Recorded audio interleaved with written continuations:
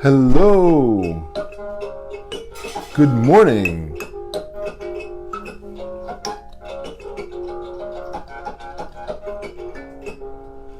Well, it's time for the Ask Dr. Love podcast.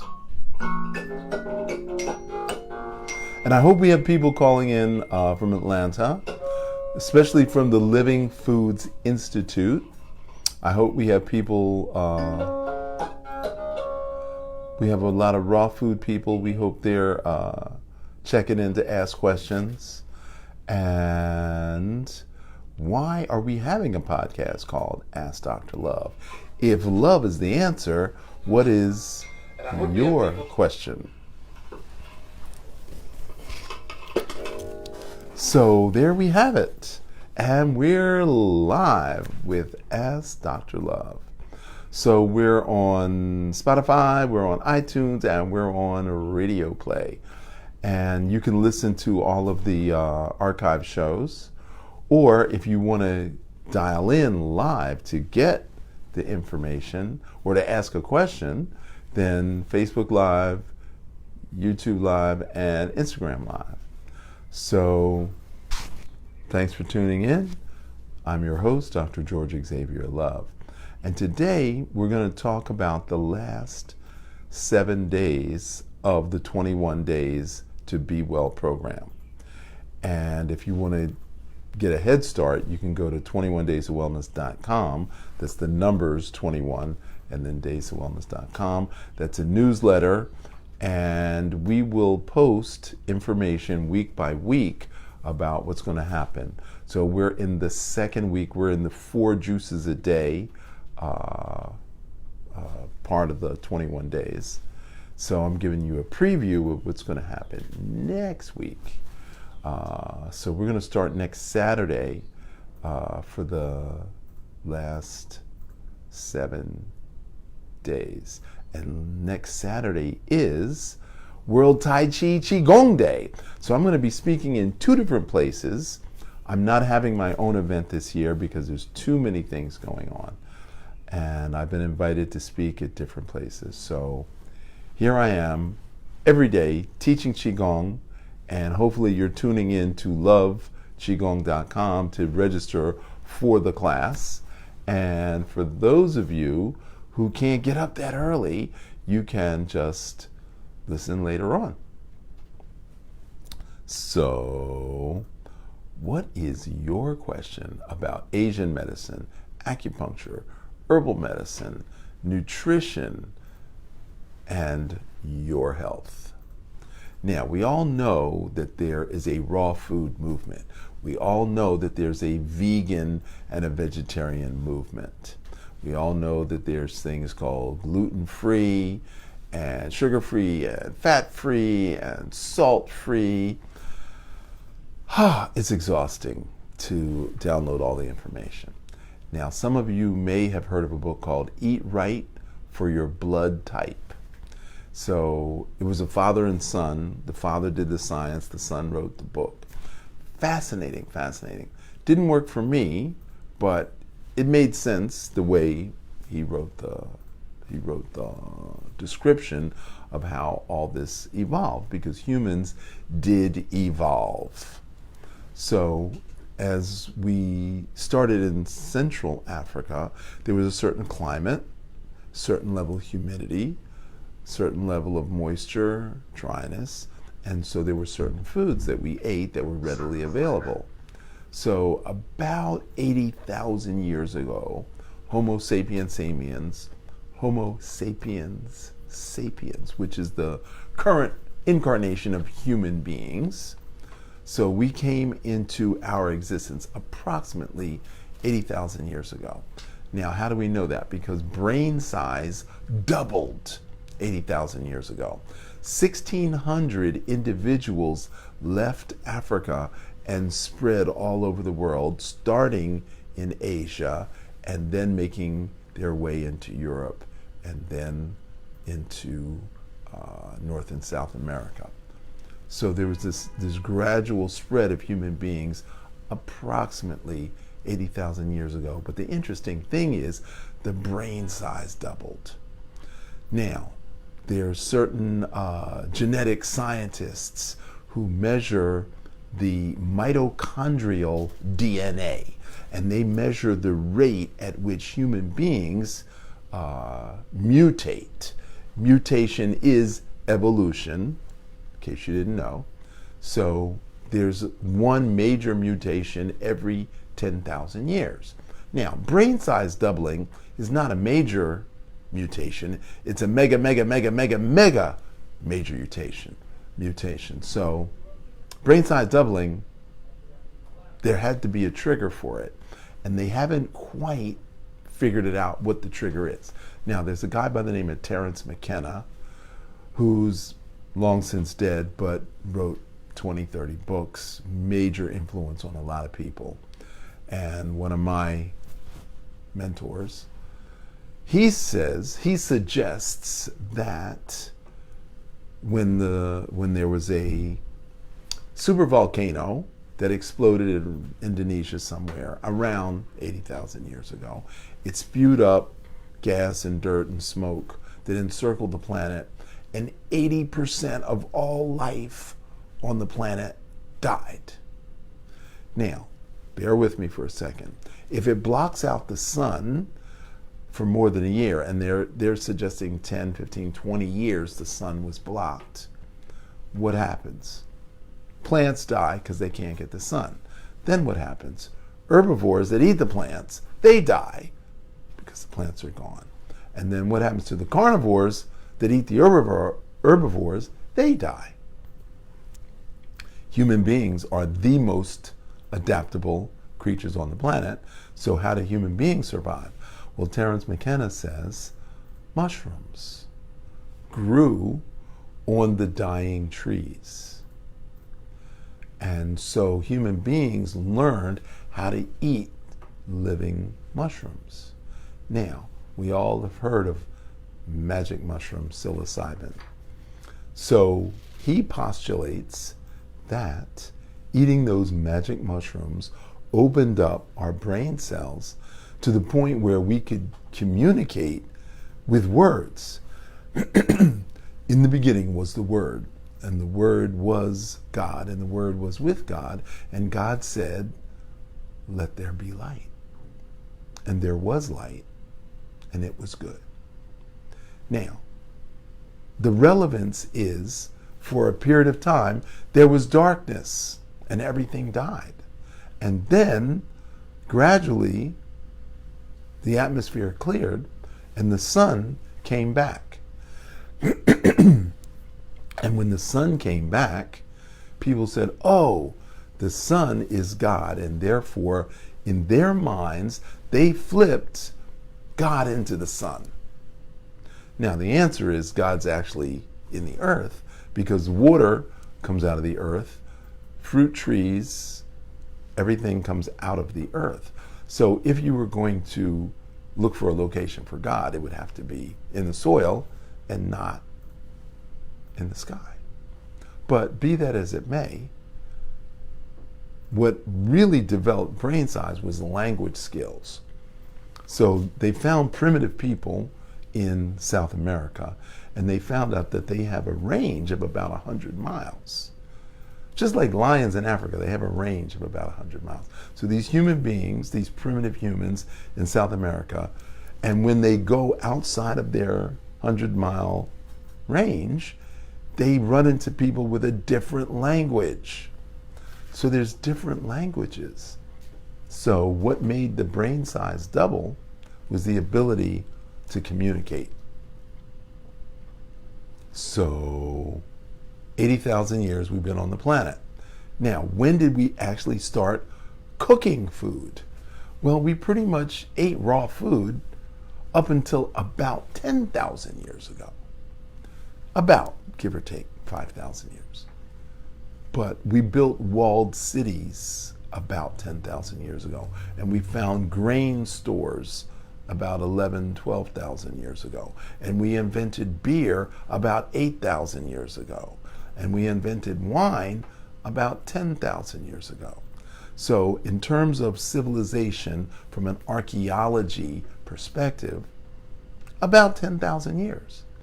Now, food was gathered and hunted, hence the term hunter-gatherers. So from 80,000 until about 10,000, we gathered food. Women were the civilizers of our culture because they would pick the fruits, they would eat it, they would spit the seeds, and then they would come back next year and they would see that that was a bush, and they come back next year and it's a small tree, and next year it's a big tree. So the women began to notice, these trees are here. Why do we have to travel following the animals? Why do we have to follow the deer or the elephants or whatever we did, depending upon where we lived? So they said, we're going to stay here. So women created the civilization by refusing to follow the animals and by staying put. Now, when you gather a lot of food in one place, sometimes the food will spoil. So then they figured out how to boil, and they put the food into hot pots to preserve the food. And that's how we gradually shifted from raw to cooked foods. But we are still omnivores. We eat everything and we adapt to whatever environment we're in. So now we are predominantly addicted to cooked foods. We're dependent on cooked food. We're dependent upon bread. Man shall not live by bread alone, which meant that 2,000, 3,000 years ago, they had huge grain stores, and they had donkeys. They had two giant wheels of granite, and they would grind. So the donkeys would walk in a circle, and they'd have a hole, and they had this giant stone wheel. That's where the term stone ground comes from. So you have these two stone wheels. You put the grain in, and then they grind the grain, and then the powder comes out the bottom, or the flour comes out of the bottom. They would bake the bread, and by 10 a.m., all the bread is gone. And so they had the whole day to play, but they were up all night watching the donkeys grinding the grain. So we had developed this way of living, and then cows, and then we churn the milk and turn that into butter, and then bread and butter became a staple to this very day. We all want milk and bread. That's the two staples. And now we find out that milk and bread actually cause allergic reactions that could even lead to MS. So we really need to step away from the milk and the bread and go back to carrot juice, celery juice, beet juice. We need to go back to fermented fruit, which leads to wine. So there's certain things that ancient man did that were good, but when we updated them, we didn't do it so good. So we need to go back to fruits and vegetables. So 60% of our diet should be raw food and only 40% cooked. Now, ancient man collected cows. Cows represented wealth. Sheep represented wealth. Goats represented wealth. So why are you going to kill and cook the goat every night? That doesn't make sense. That's like destroying your wealth. So when an elder died in the community, then they would kill the goat, the cow, the sheep. Only on special occasions. And then they would cut it up and they would distribute it. So not everybody ate meat all day long. That was just not a workable thing if you want to maintain your wealth. So you buy and sell goats, you buy and sell sheep, you buy and sell cows. And if you kill them, you don't have any money left. So you really want to keep that. And then you want to milk the cow for 5-10 years. And then you sell the cow And then if they want to use it for meat, that's fine. So everything has its place. So meat has a place. 3 ounces, 3 times a week. That's fine. But not 8 ounces, 3 times a day. Not a good look. If you're a ditch digger, if you're a wood cutter, if you're a tree climber, construction guy, you need to eat animal products. But if you work in a call center, if you work at a computer, eating animal products clogs your mind. Not a good thing. So the amount of energy you put out and the nutrients you need to get back. That's how we design a dietary program for every individual. There is no one size fits all approach to nutrition. So that's why I'm here to tell you 60% raw, 40% cooked, a little bit of meat 3 times a week. Now, can you be a vegetarian? Absolutely. Can you be a vegan? Absolutely. But you have to be a smart vegan. You have to be an alkaline vegan. So what does that mean? Potato chips and beer, that's vegan, not healthy. French fries and artificial burgers is vegan, not very healthy. Fried meat, fried artificial meat, why not go with grilled zucchini? Why not go with grilled peppers? Why not go with grilled tomatoes? Why not go with grilled squash? Things that we already have. We don't have to pretend that it's meat. We don't have to convert it to meat. So, can you be a vegan? Only if you're a smart vegan. No sugar. Smart vegans don't do sugar. Why? Because sugar is naturally brown. They bleach it by pouring the slurry. Not a good look. So here's where we are. If you're a vegan and you're a smart vegan and you're an alkaline vegan, no sugar, no flour, no endosperm. You have to use whole grain flour, which includes the husk, which includes the germ, which contains the fat and the protein, and the husk is the fiber. When you start separating the husk from the germ, from the endosperm, then you have to add nutrients to that, and we call that enriched flour. Vitamin A, vitamin B1, B2, B3, and riboflavin. Yeah. Squeeze the bread. Yeah, it squeezes.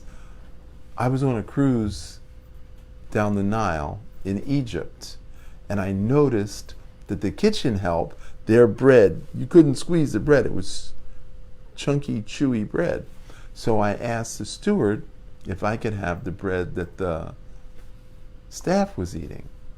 And I was sitting at a table with South Africans, and they're like, why? Why is your bread different from our bread?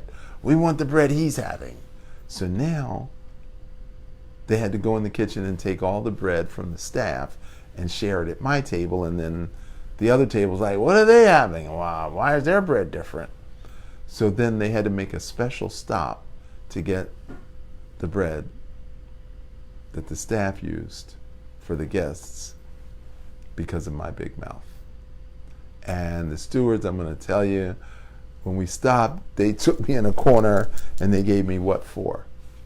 And I'm like, I'm sorry, I didn't know everybody was going to jump on the bandwagon.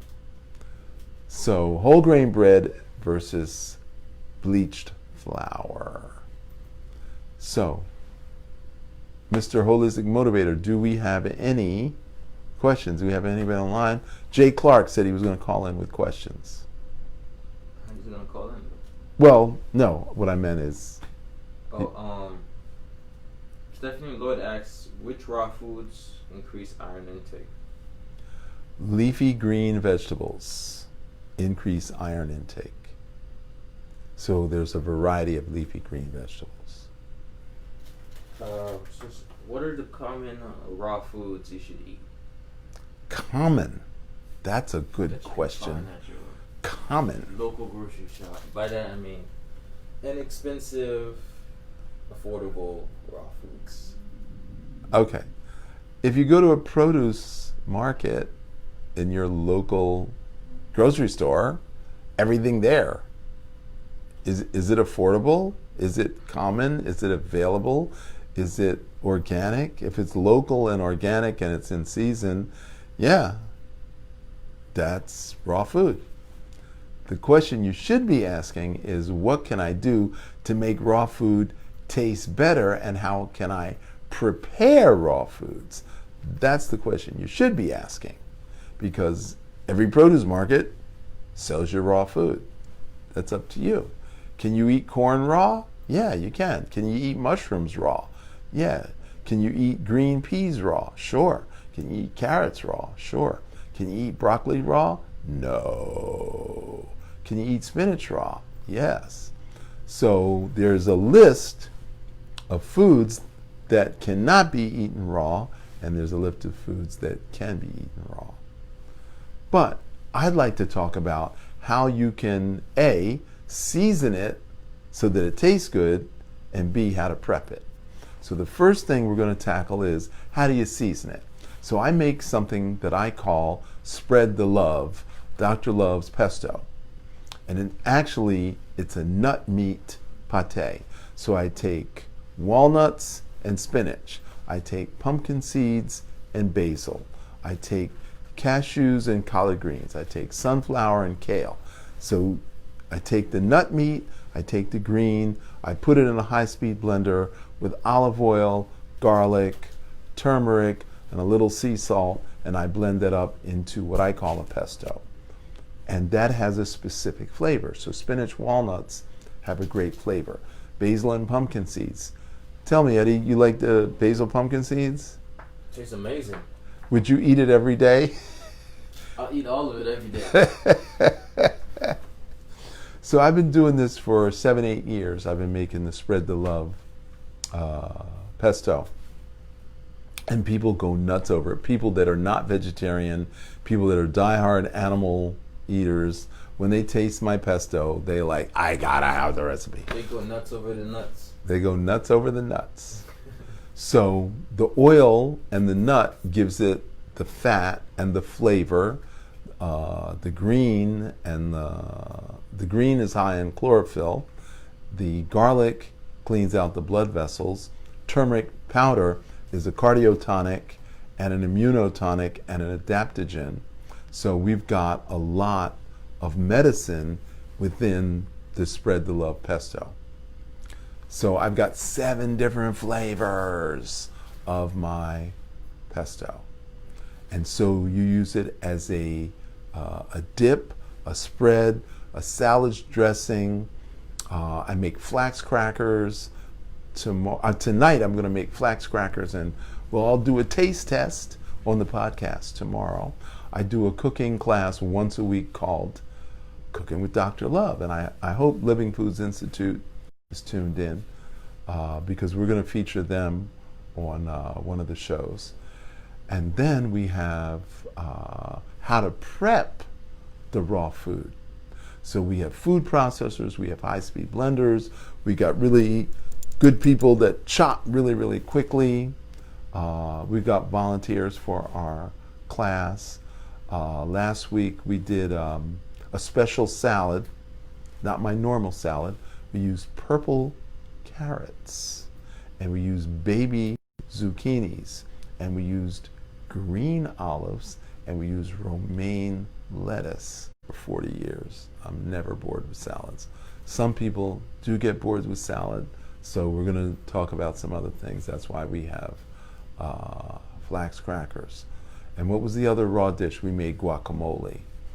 And then we use... black bean pasta? Oh, we made black bean pasta with callaloo and tomato sauce. That was... And the... the tofurkey. Tofurkey. With red and yellow sweet peppers and red onions. That was the bomb right there. And then the next day we sliced up red jacket potatoes and made a stir fry out of that. So Cooking with Dr. Love show, if it doesn't taste good, you're not going to eat it, and you got to eat. And I tell everybody, there's no restaurant in all of Florida that serves better food than my kitchen. And the only way... Right. What do you think, Ed? I agree with that 100%. So anybody who's eaten my food 2 or 3 times, they're like, okay, I'm coming to your house every day. Can't stop eating that food. So how can you eat vegan and still remain robust and still keep your weight? I have a friend named Corin Sutton who's a vegan bodybuilder. I have a vegan wrestler. I have a vegan athlete who competes in, 300 meters, 500 meters races. Yeah, I've got a ton of vegan athletes. And there's a video, do you remember the name of that video? We'll post it later on, the name of the video, that tells you how vegans remain robust, even though they have a restricted diet from other people's perspective. Okay? So, yeah, it's really easy. It really, really is easy to do. But you got to be smart about it. So I've written a book called Kitchen Physician's Guide to Natural Eating. I've got another book called Asian Food Therapy. I've got another book called Simplified Intelligent Nutrition Guide. So I've written 3 books on nutrition. They are only available as ebooks because they're out of print. I wrote them so long ago, 1989, 1992, 1996, really a long time ago. And I had a radio show called Ask Dr. Love. And for years and years, people thought I was a nutritionist. Nobody even knew that I was an acupuncturist. And that was amazing because at the end of the show, I always said I was a doctor of Asian medicine and a licensed acupuncture physician. Somehow that didn't ever filter through. So when people would come to my office, they basically wanted foods and herbs to heal their condition. And then they're like, acupuncture? I'm not so sure. But once I started relaxing their neck and shoulders. So Eddie, tell us about your treatment today. Well, before my treatment, I was feeling kind of blah and not wanting to do anything. After my treatment, I feel energized and I'm like focused, like what I was doing. So the treatment made me feel amazing, but it also made me very productive. Energized and focused after an acupuncture treatment. And Eddie works out twice a day. So he's doing fitness and he's doing Qigong. Eddie's the man. So if you want a private consultation, telemedicine, just put your information in the... We got one more question. Okay. Somebody asked what time is dinner. Dinner's at 4 o'clock every day. But Stephanie asked you, what's a good replacement for tofu if you're allergic to soy? A good replacement for tofu? I stopped eating tofu many, many years ago, so there's no replacement. She's allergic to soy? Yes. So would that include tempeh? I guess it would. Yeah, so cauliflower would be good. Red cabbage would be good. Blue potatoes, sweet potatoes, those would all be good substitutes for tofu. All right, so that concludes the Ask Dr. Love podcast. So thanks everyone for asking questions, and just remember, your health is in your hands. Prevention is the only cure. In order to be well, you've got to breathe well. Thank you. Until tomorrow.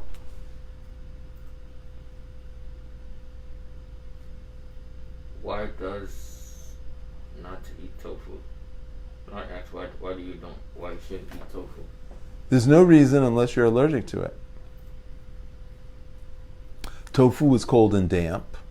I'm hot and damp, so I don't need to eat tofu. But there's nothing wrong with tofu. Tofu is a fermented product. A lot of people are allergic to soy. Not a lot of people, let me rephrase that. Some people are allergic to soy, not a lot. And so fermented soy is perfectly okay. So tofu, tempeh, soy sauce, and miso are all fermented soy products, and they're perfectly fine and safe to eat.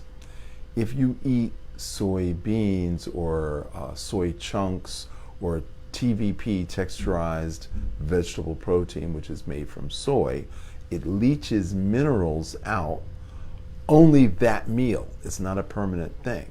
So some people are afraid that eating soybeans will prevent them from absorbing minerals, but that's not exactly true. That's only at that meal. So I tell people limit your soy to 3 times a week if you're going to eat soy products. But there's absolutely nothing wrong with soy. In fact, the #1 food source for cows in this country is soybeans. Go figure. So Dr. Love, can you tell the people about your 21 Day to Wellness Yes. program and the detox kit that you have for sale? People are actually looking for a detox kit, and you got them. And Yeah. they want them. Okay, so once a year you should do a 21-day juice feast. And I call it the 21 Day to Be Well program, or the 21 Days to Wellness.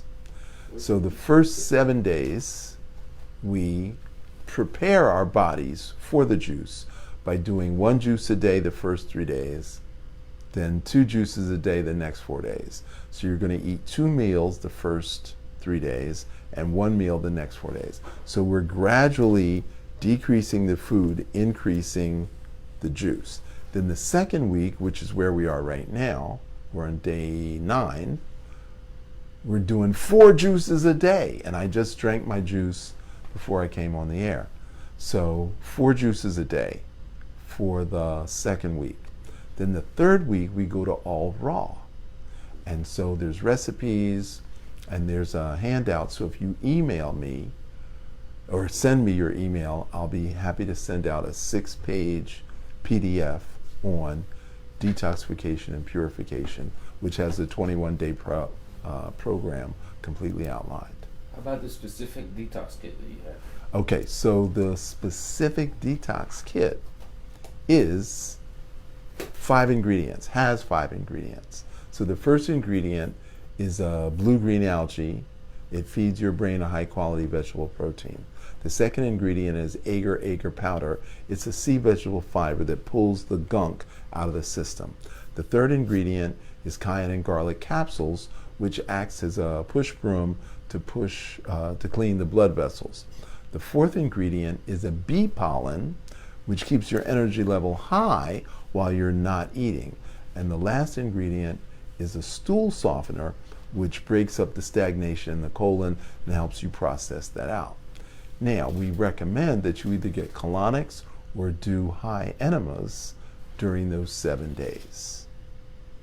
So the detox kit, you need, if you're going to do the 21-day program, you definitely need it for the second week. So if you haven't started, which I think you should start right away, then you should order your kit right away. And we will drop the link. It's already below. Did you put the postage in there? Or Well, the link is below. They don't know about the postage. Okay, we'll fix that later. So that's the detox kit. And all you have to do is 21 days to wellness.com and click the link for newsletter, and I will send you out the 6-page report and what's going to happen week by week by week.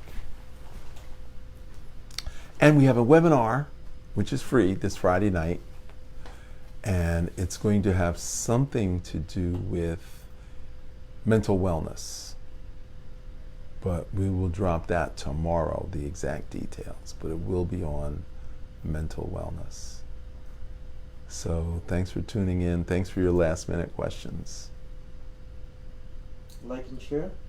Like and share. We want this to go lateral. We want this really to go wide. So if you have any friends, like I did a radio show Monday morning, 2 people that I haven't seen in 30 years called me on the phone and said, all my friends need to hear about you. I know you way back when, and I can't believe I've lost touch with you after all these years. How do I get back in touch? So like and share and make a comment. And also, all right, can you see me? All right, so we have a strategy that can get Dr. Love to impact and empower thousands of people, right? 10,000. 10,000. That's our goal. That's our goal, is 10,000. And all we need is your help. How are you going to help? So basically, there's a feature on Facebook that allows you to invite your friends to like his page. So if you go to the community tab on the Facebook at Dr. Chi Love, you can invite your friends to like his page. So that's like a gift to your friends, because the gift of knowledge on how to live longer and live a better quality of life, that's better than anything money can buy. So just by giving somebody your contact or connecting them to someone that you look up to is the greatest value you can add to their lives. So why not invite your friends to like his page? That way they can live longer and live better. Okay. That's my message to you, pretty much. That's my holistic motivator right there. All right, so we're gonna cut off the live now.